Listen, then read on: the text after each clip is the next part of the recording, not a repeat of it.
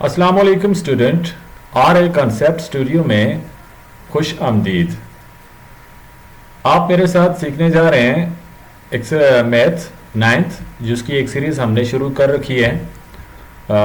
आज हम यहाँ पे सॉल्व करेंगे, जैसा कि स्क्रीन के पे आपको नज़र आ रहा है, एक्सरसाइज 1.5 नाइन्थ मैथ कैपी के बोर्ड, और इसके साथ क्वेश्चन भी लिखा हुआ है। ठीक है, find the determinant of the following matrixes and evaluate them. अगर आप चैनल पर नए हैं तो चैनल को सब्सक्राइब ज़रूर कीजिएगा, मेरा और आपका साथ रहेगा। अगर आपको कहीं पर मुश्किल दरपेश हो तो आप मुझे मैसेज में बता दीजिए, कमेंट कीजिए, मैं अपना नंबर भी शेयर कर दूंगा, आपको हर लिहाज से गाइड किया जाएगा। तो अब हम बढ़ते हैं बिला ताख़ीर अपने काम की तरफ, और ये एक्सरसाइज जो है इसको सीखने की कोशिश करते हैं। ठीक है, तो ये चैनल जो है इसी पर्पज़ के लिए बनाया गया है ताकि स्टूडेंट्स को कोई अगर परेशानी हो तो वो ऑनलाइन भी जो है वो इससे इस्तेफ़ादा हासिल कर सकें। ठीक है, तो सबसे पहले हम बढ़ते हैं अपनी जो स्क्रीन की तरफ। देखें, एक तरफ क्वेश्चन नंबर 1 जुज़ नंबर 1 है और दूसरी तरफ जुज़ नंबर 2 लिखा हुआ है। तो जुज़ नंबर 1 क्या है ये देखें, ए इज इक्वल टू 5, 6, -4 एंड 1। इसका डिटर्मिनेंट फाइंड आउट करना है, तो इसका ये फार्मूला मैं लिख लेता हूँ। ठीक है, ये देखें, A determinant is equal to AD minus BC। आप देखें ए बी, अब हम कंसिडर करते हैं जी ए इज इक्वल टू, ऊपर देखें मैं लिख लेता हूँ A, B, C and D। देखें अब हम A को 5, 6 को B, -4 को C और 1 को D कंसिडर करते हैं। ठीक है जी, और इनको आपस में क्रॉस मल्टीप्लाई करेंगे हम। ठीक है, क्रॉस मल्टीप्लाई करने से इनके डिटर्मिनेंट हमें फाइंड हो जाएंगे। Determinant of A is equal to, अब A को डायरेक्ट हम जो है वो मल्टीप्लाई कर देंगे किसके साथ, D के साथ। A की वैल्यू है 5। ठीक है, 5 मल्टीप्लाई होगा किसके साथ, 1 के साथ, क्योंकि इसके बिल्कुल सामने कौन सा आ रहा है जी, 1 आ रहा है। ठीक है, 5 मल्टीप्लाई 1 माइनस, अब हम दूसरी जानब जाएंगे, माइनस डालते हैं आगे, और उसके बाद 6 -4। ये देखें, ये क्रॉस हमने इस तरीके से इनको मल्टीप्लाई करना है। ठीक है, पहले A को D के साथ कर दिया हमने, अब B को C के साथ करेंगे। B की वैल्यू 6 है, तो 6 multiply -4।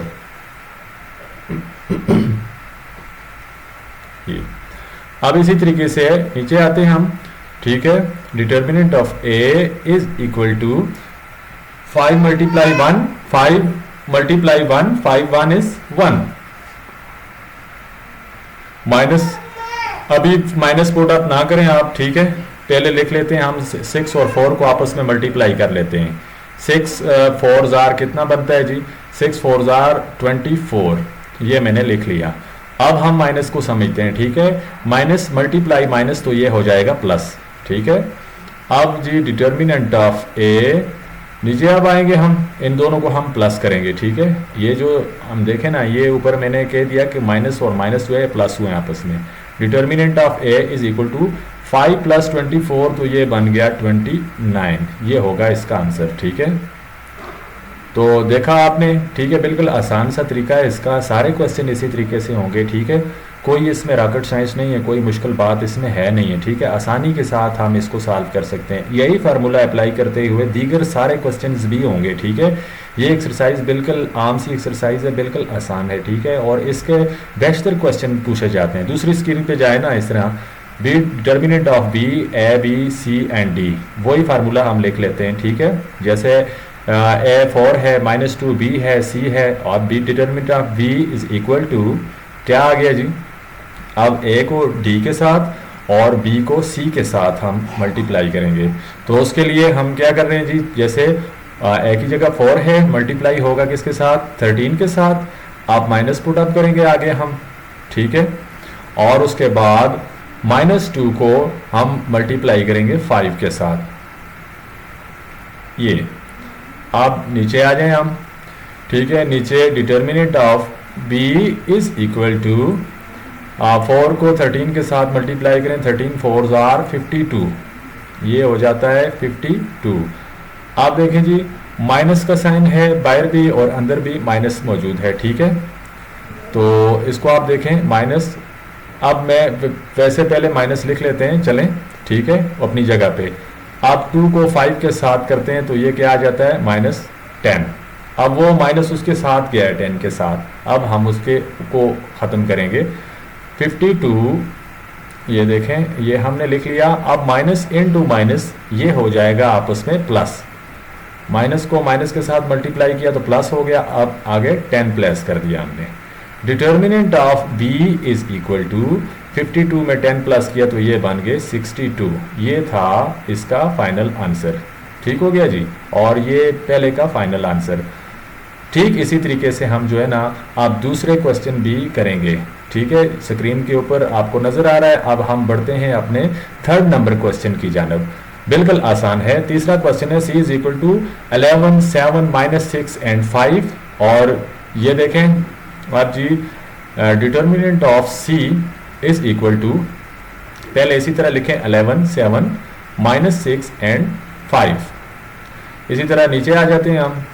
Determinant of c is equal to 11 को 5 के साथ मल्टीप्लाई और 7 को 6 के साथ -6 के साथ मल्टीप्लाई करेंगे। 11 मल्टीप्लाई बाई 5, माइनस का साइन डालेंगे, उसके बाद आगे 7 और मल्टीप्लाई करेंगे इसको किसके साथ -6 के साथ। ठीक हो गया जी। फिर नीचे आते हैं। Determinant of c is equal to 11 5 जार 55, ये हो गया -7 माइनस इंटू माइनस ये हो गया प्लस। ठीक हो गया जी। अब हम इसको कर देते हैं प्लस।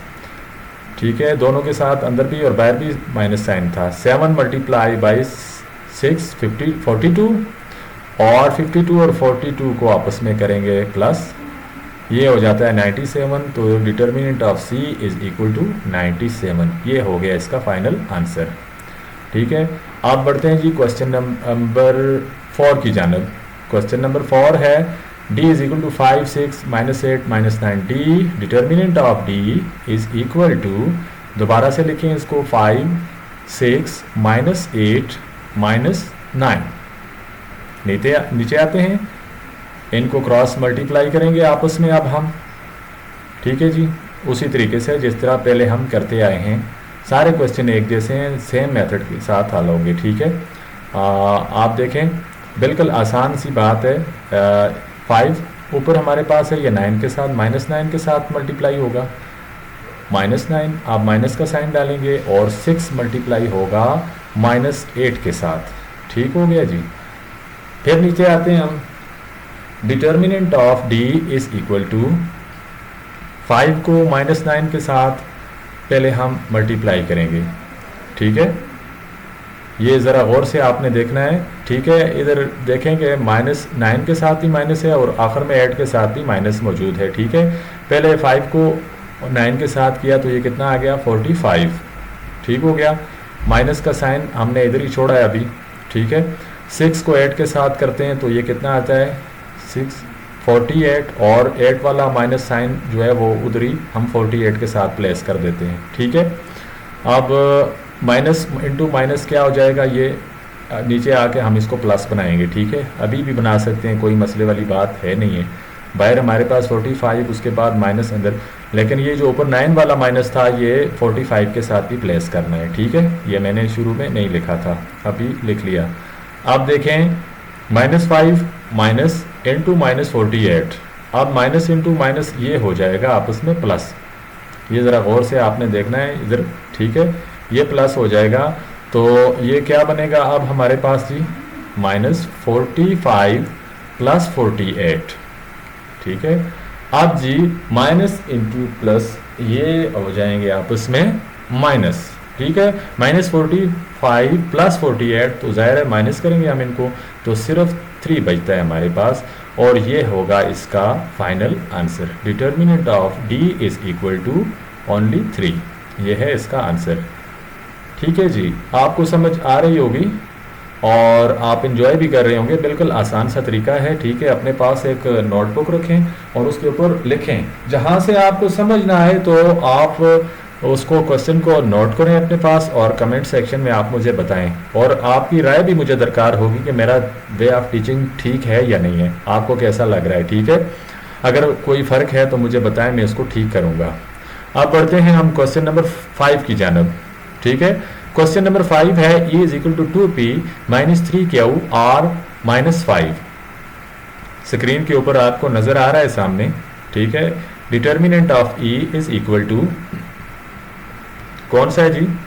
पहले हम लिख लेते हैं जी इसको ऊपर, दोबारा लिखते हैं हम इनको, या डायरेक्ट कर लेते हैं इसको। ठीक है, दोबारा लिखते हैं जी 2p, उसके बाद सामने है माइनस 3q, ये भी हम लिख लेते हैं, और नीचे r है और माइनस s है।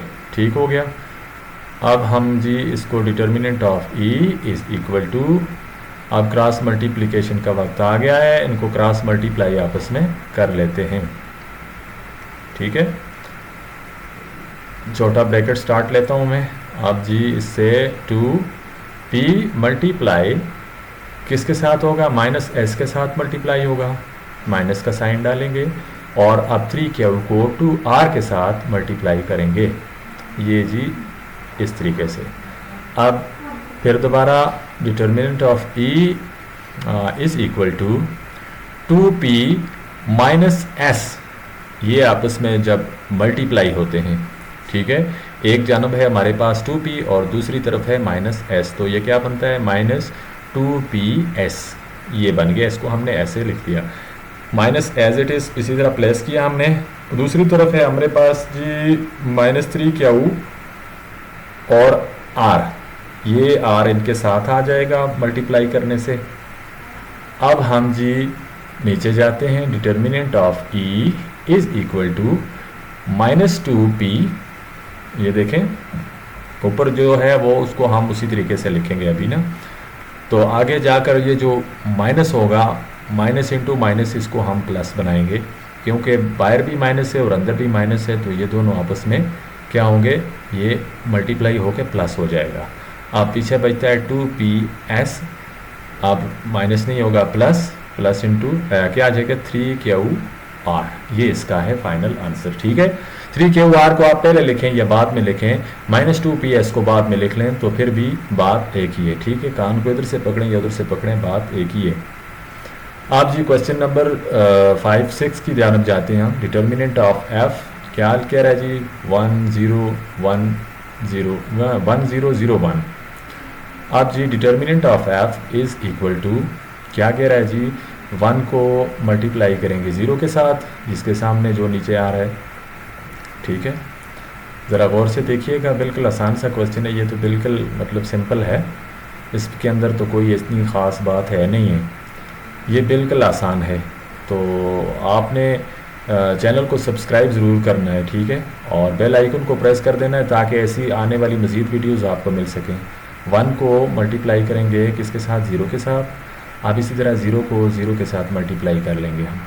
ठीक हो गया जी। अब आते हैं नीचे, determinant of f is equal to 1 multiply 0, 0 आ गया, माइनस का साइन जो है वो एज इट इज़ उसी तरह है, 0 मल्टीप्लाई 0, 0 ही आएगा। Determinant of f is equal to, हम इसको कंसिडर करते हैं 1, तो ये 1 के बराबर हम इसको लिख सकते हैं, तो इसका फाइनल आंसर होगा 1। उम्मीद करता हूँ आपको ये वीडियो पसंद आई होगी। मज़ीद ऐसी वीडियोज़ के लिए चैनल को सब्सक्राइब भी कर दीजिए, और अगर कोई क्वेश्चन हो तो कमेंट सेक्शन में पूछ लिए। फिर मिलते हैं इंशाअल्लाह। अल्लाह हाफिज़।